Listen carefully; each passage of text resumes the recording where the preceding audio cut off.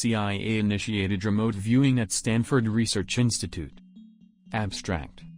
In July 1995 the CIA declassified, and approved for release, documents revealing its sponsorship in the 1970s of a program at Stanford Research Institute in Menlo Park, California, to determine whether such phenomena as remote viewing might have any utility for intelligence collection. 1.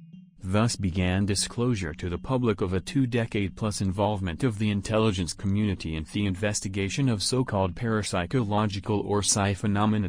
Presented here by the program's founder and first director, 1972 to 1985, is the early history of the program, including discussion of some of the first, now declassified, results that drove early interest. Introduction. On April 17, 1995. President Clinton issued Executive Order near April 17, 1995, entitled Classified National Security Information. Although in one sense the order simply reaffirmed much of what has been long-standing policy, in another sense there was a clear shift toward more openness. In the opening paragraph, for example, we read, "In recent years, however, dramatic changes have altered, although not eliminated, the national security threats that we confront. These changes provide a greater opportunity to emphasize our commitment to open government." In the classification standards section of the order this commitment is operationalized by phrases such as "if there is significant doubt about the need to classify information, it shall not be classified." Later in the document, in reference to information that requires continued protection, there even appears the remarkable phrase, "In some exceptional cases, however, the need to protect such information may be outweighed by the public interest in disclosure of the information, and in these cases the information should be declassified." A major fallout of this reframing of attitude toward classification is that there is enormous pressure on those charged with maintaining security to work hard at being responsive to reasonable requests for disclosure. One of the results is that FOIA, Freedom of Information Act, requests that have languished for months to years are suddenly being acted upon. One outcome of this change in policy is the government's recent admission of its 2-decade-plus involvement in funding highly classified, special access programs in remote viewing, RV, and related psi phenomena, first at Stanford Research Institute, SRI, and then at Science Applications International Corporation, SAIC, both in Menlo Park, California, supplemented by various in-house government programs. Although almost all of the documentation remains yet classified, in July 1995 270 pages of SRI reports were declassified and released by the CIA, the program's first sponsor, too. Thus, although through the years columns by Jack Henderson and others had claimed leaks of psychic spy programs with such exotic names as Grill Flame, Centerlane, Sunstreak, and Stargate, CIA's release of these 3 reports constitutes the first documented public admission of significant intelligence community involvement in the psi area.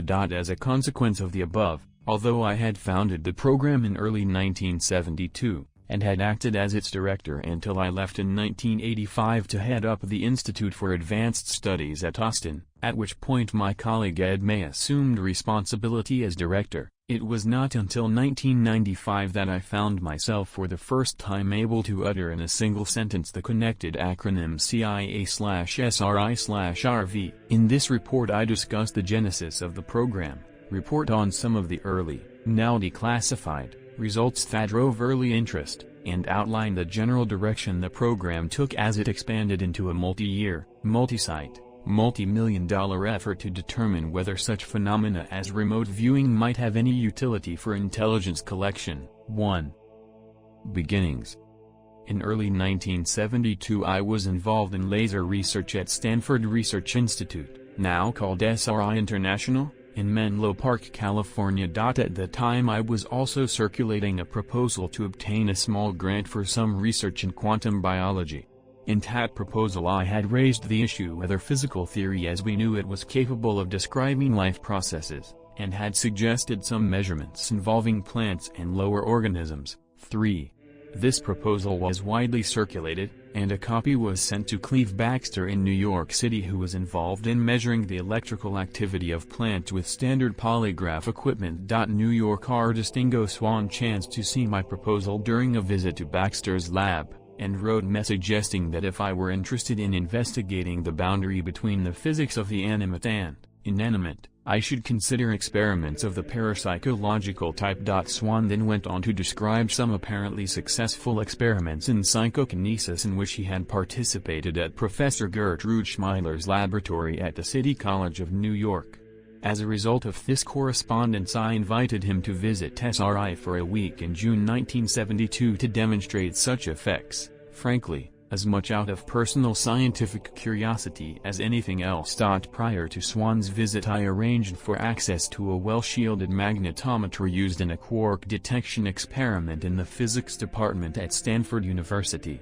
During our visit to this laboratory, sprung as a surprise to Swan, he appeared to perturb the operation of the magnetometer, located in a vault below the floor of the building and shielded by mu-metal shielding, an aluminum container, copper shielding and a superconducting shield. As if to add insult to injury, he then went on to remote view the interior of the apparatus, rendering by drawing a reasonable facsimile of its rather complex, and heretofore unpublished, construction.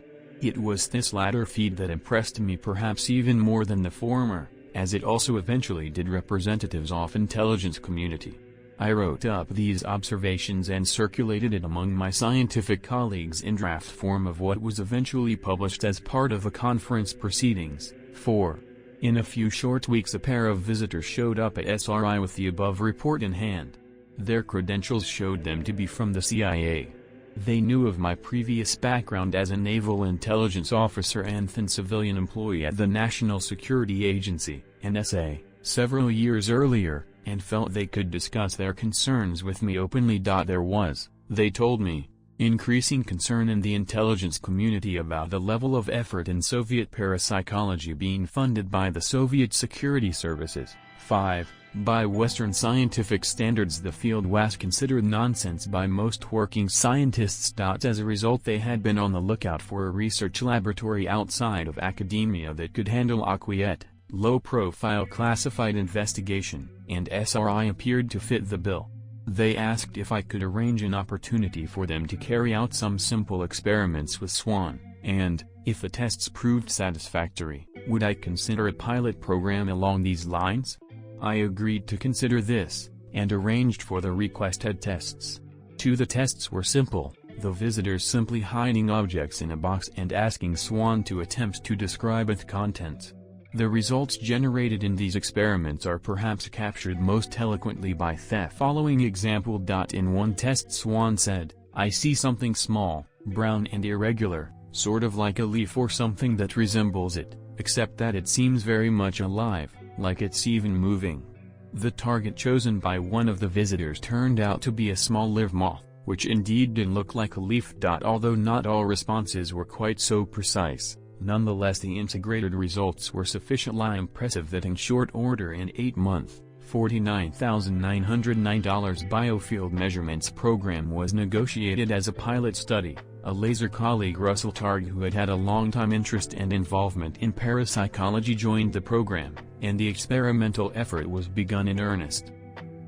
Early remote viewing results. During the 8-month pilot study of remote viewing, the effort gradually evolved from the remote viewing of symbols and objects in envelopes and boxes, to the remote viewing of local target sites in the San Francisco Bay Area, demarked by outbound experimenters sent to the site under strict protocols devised to prevent artifactual results. Later judging of the results were similarly handled by double-blind protocols designed to foil artifact matching. Since these results have been presented in detail elsewhere, both in the scientific literature, 6-8, and in popular book format, 9, I direct the interested reader to these sources. To summarize, over the years the back-and-forth criticism of protocols, refinement of methods, and successful replication of this type of remote viewing in independent laboratories, 10-14, has yielded considerable scientific evidence for the reality of the phenomenon. Adding to the strength of these results was the discovery that a growing number of individuals could be found to demonstrate high-quality remote viewing, often to their own surprise, such as the talented Hella Hamid. As a separate issue, however, most convincing to our early program monitors were the results now to be described, generated under their own control. First, during the collection of data for a formal remote viewing series targeting indoor laboratory apparatus and outdoor locations, a series eventually published in toto in the PROC. IEEE 7, the CIA contract monitors, ever watchful for possible chicanery, participated as remote viewers themselves in order to critique the protocols.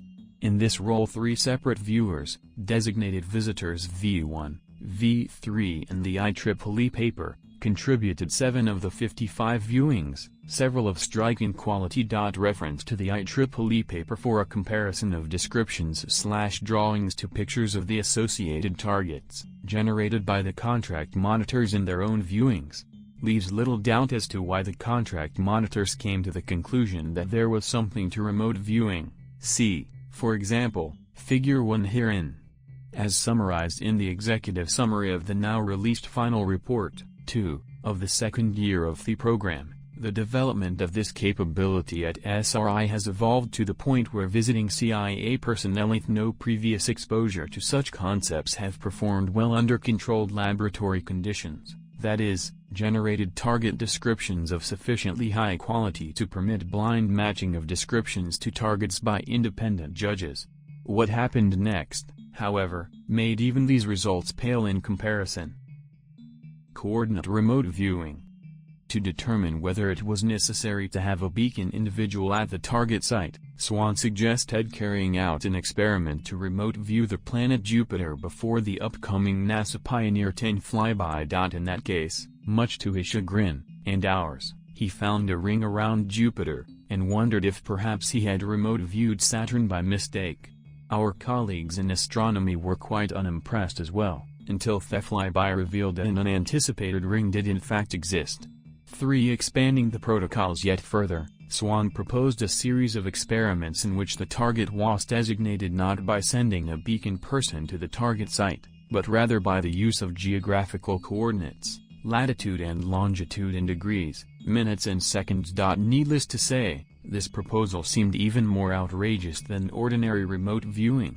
The difficulty is in taking this proposal seriously, designing protocols to eliminate the possibility of a combination of globe memorization and eidetic or photographic memory, and so forth, are discussed in considerable detail in reference 9.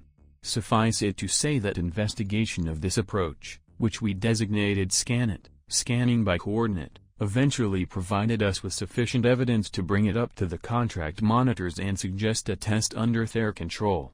A description of the test and its results, carried out in mid-1973 during the initial pilot study, are best presented by quoting directly from the executive summary of the final report of the second year's follow-up program. 2. The remote viewers were Ingo Swan and Pat Price, and the entire transcripts are available in the release documents. 2. In order to subject the remote viewing phenomena to a rigorous long-distance test under external control, a request for geographical coordinates of a site unknown to subject and experimenters was forwarded to the OC group responsible for threat analysis in this area. In response, SRI personnel received a set of geographical coordinates, latitude and longitude in degrees, minutes, and seconds, of a facility, hereafter referred to as the West Virginia site. The experimenters then carried out a remote viewing experiment on a double-blind basis, that is, blind to experimenters as well as subject. The experiment had as its goal the determination of the utility of remote viewing under conditions approximating an operational scenario.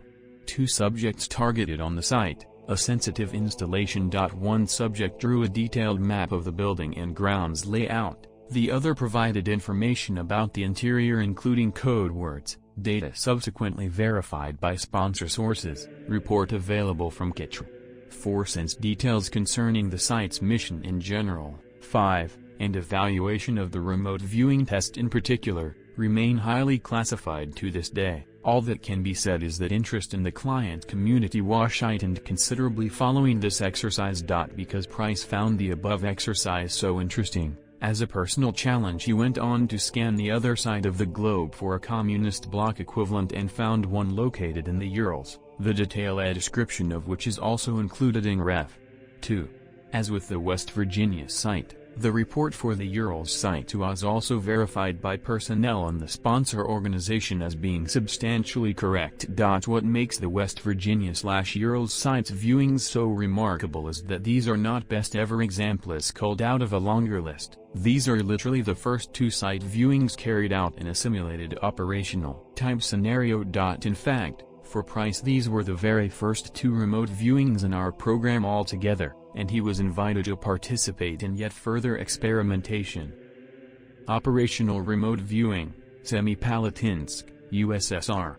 Midway through the second year of the program, July 1974, our CIA sponsor decided to challenge us to provide data on a Soviet site of ongoing operational significance. Pat Price was the remote viewer. A description of the remote viewing, taken from our declassified final report 2, reads as given below. I cite this level of detail to indicate the thought that goes into such an experiment to minimize queuing while at the same time being responsive to the requirements of an operational situation. Again, this is not a best ever example from a series of such viewings, but rather the very first operational Soviet target concerning which we were officially tasked.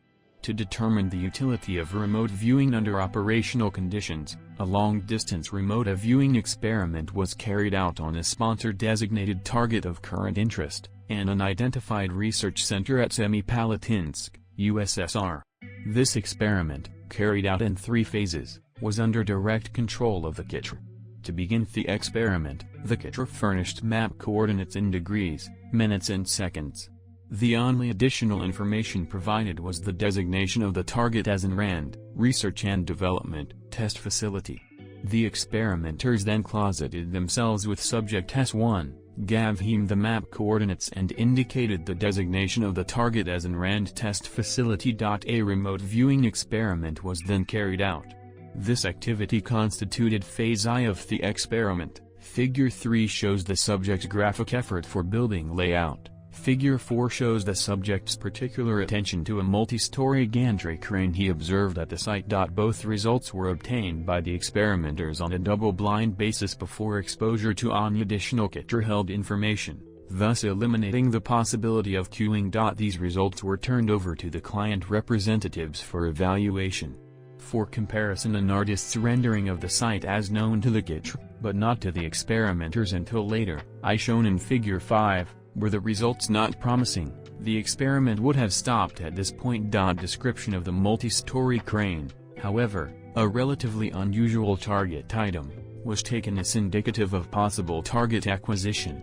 Therefore, Phase 2 was begun, defined by the subject being made witting of the client, by client representatives who introduced themselves to the subject at that point. Phase 2 also included a second round of experimentation on the Semipalatinsk site with direct participation of client representatives in which further data were obtained and evaluated. As preparation for this phase, client representatives purposely kept themselves blind to all but general knowledge of the target site to minimize the possibility of queuing. The Phase 2 effort was focused on the generation of physical data that could be independently verified by other client sources, thus providing a calibration of the process. The end of Phase 2 gradually evolved into the first part of Phase 3, the generation of few verifiable data concerning the Semipalatinsk site not available to the client, but of operational interest nonetheless. Several hours of tape transcript and a notebook of drawings were generated over a 2-week period. The data describing the Semipalatinsk site were evaluated by the sponsor, and are contained in a separate report. In general, several details concerning the salient technology of the Semipalatinsk site appeared to dovetail with data from other sources, and a number of specific large structural elements were correctly described. The results contained noise along with the signal, but were nonetheless clearly differentiated from the chance results that were generated by control subjects in comparison experiments carried out by the kekke. For discussion of the ambience and personal factors involved in carrying out this experiment, along with further detail generated as Price, see Figure 6, roamed the facility, including detailed comparison of prices of generated information with later determined ground truth reality. See the accompanying article by Russell Targ in the Journal of Scientific Exploration, Volume 10, Number 1. Click here to read the abstract. Additional experiments having implications for intelligence concerns were carried out, such as the remote viewing of cipher machine-type apparatus, and the RV sorting of sealed envelopes to differentiate those that contained letters with secret writing from those that did not. To discuss these here in detail would take us too far afield, but the interested reader can follow up by referring to the now declassified project documents. 2. Follow-on programs. The above discussion brings us up to the end of 1975. As a result of the material being generated by BOTSRI and CIA remote viewers, interest in the program in government circles, especially within the intelligence community, intensified considerably and led to an ever-increasing briefing schedule. This in turn led to an ever-increasing number of clients, contracts and tasking, and therefore expansion of the program to a multi-client base, and eventually to an integrated joint services program under single agency deal. 6. Leadership. To meet the demand for the increased level of effort, we first increased our professional staff by inviting Ed Mate to join the program in 1976, then screened and added to the program a cadre of remote viewers as consultants, and let subcontracts to increase our scope of activity. As the program expanded, in only a very few cases could the client's identities and program tasking be revealed.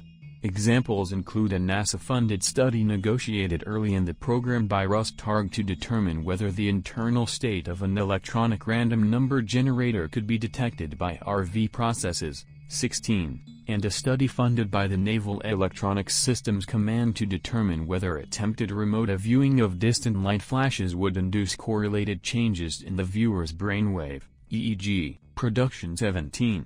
For essentially all other projects during my 14-year tenure at SRI, however, the identity of the clients and most of the tasking were classified and remain so today. The exception was the occasional privately funded study. We are told, however, that further declassification and release of much of this material is almost certain to occur. What can be said, then, about further development of the program in the 2 decades following 1975? 7. In broad terms, it can be said that much of the SRI effort was directed not so much toward developing an operational U.S. capability, but rather toward assessing the threat potential of its use against the U.S. by others. The words threat assessment were often used to describe the program's purpose during a development, especially during the early years. As a result, much of the remote viewing activity was carried out under conditions where ground truth reality was a priori known or could be determined, such as the description of U.S. facilities and technological developments, the timing of rocket test firings and underground nuclear tests, and the location of individuals and mobile units.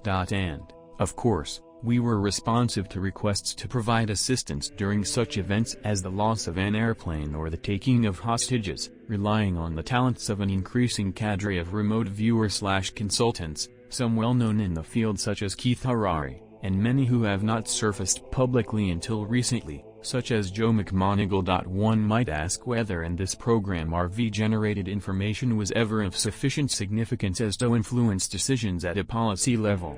This is of course impossible to determine unless policymakers were to come forward with a statement in the affirmative. One example of a possible candidate is a study we performed at SRI during the Carter administration debates concerning proposed deployment of the Mobile MX missile system. In that scenario, missiles were to be randomly shuffled from silo to silo in a silo field, in a form of high-tech shell game. In a computer simulation of a 20-silo field with randomly assigned, hidden, missile locations, we were able, using RV-generated data, to show rather forcefully that the application of a sophisticated statistical averaging technique, sequential sampling, could in principle permit an adversary to defeat the system. I briefed these results to the appropriate offices at their request, and a written report with the technical details was widely circulated among groups responsible for threat analysis. 18, and with some impact.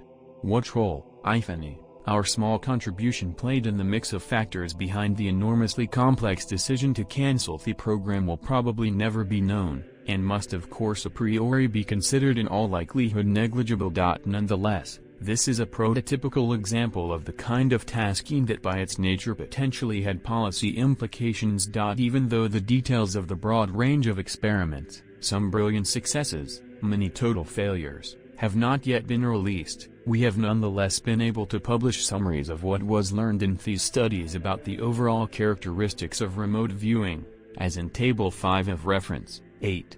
Furthermore, over the years we were able to address certain questions of scientific interest in a rigorous way and to publish the results in the open literature. Examples include the apparent lack of attenuation of remote viewing due to seawater shielding, submersible experiments, 8, the amplification of RV performance by use of error-correcting coding techniques, 19,20, and the utility of a technique we call associational remote viewing, ARV, to generate useful predictive information, 21. As a sociological aside, we note that the overall efficacy of remote viewing in a program like this was not just a scientific issue. For example, when the Semipalatinsk data described earlier was forwarded for analysis, one group declined to get involved because the whole concept was unscientific nonsense, while a second group declined because, even though it might be real, it was possibly demonic. A third group had to be found. And, as in the case of public debate about such phenomena, the program's image was on occasion as likely to be damaged by an over-enthusiastic supporter as by a detractor. Personalities, politics and personal biases were always factors to be dealt with. Official statements/perspectives. With regard to admission by the government of its use of remote viewers under operational conditions, officials have on occasion been relatively forthcoming. President Carter, in a speech to college students in Atlanta in September 1995, is quoted by Reuters as saying that during his administration a plane went down in Zaire, and a meticulous sweep of the African terrain by American spy satellites failed to locate any sign of the wreckage. It was then without my knowledge that the head of the CIA, Admiral Stansfield Turner, turned to a woman reputed to have psychic powers. As told by Carter, she gave some latitude and longitude figures. We focused our satellite cameras on that point and the plane was there.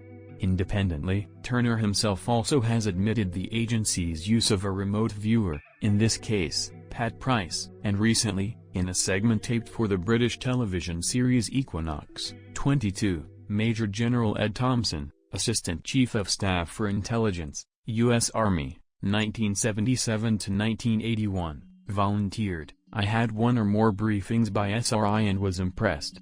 The decision I made was to set up a small, in-house, low-cost effort in remote viewing. Finally, a recent unclassified report, 23, prepared for the CIA by the American Institutes for Research, AIR, concerning a remote viewing effort carried out under a DIA program called Stargate, cites the roles of Thesia and DIA in the history of the program, including acknowledgement that a cadre of full-time government employees used remote viewing techniques to respond to tasking from operational military organizations. 10. As information concerning the various programs spawned by intelligence community interest is released, and the dialogue concerning their scientific and social significance is joined, the results are certain to be hotly debated. Bearing witness to this fact are the companion articles in this volume by Ed May, director of the SRI-ANZAIC program since 1985, and by Jessica Utz and Ray Hyman, consultants on the AIR evaluation cited above. These articles address in part the AIR study.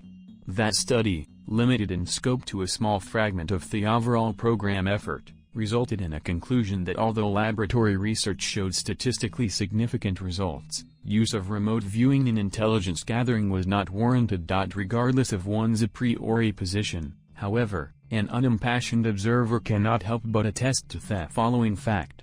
Despite the ambiguities inherent in the type of exploration covered in these programs, the integrated results appear to provide unequivocal evidence of a human capacity to access events remote in space and time, however falteringly, by some cognitive process not yet understood. My years of involvement as a research manager in these programs have left me with the conviction that this fact must be taken into account in any attempt to develop an unbiased picture of the structure of reality.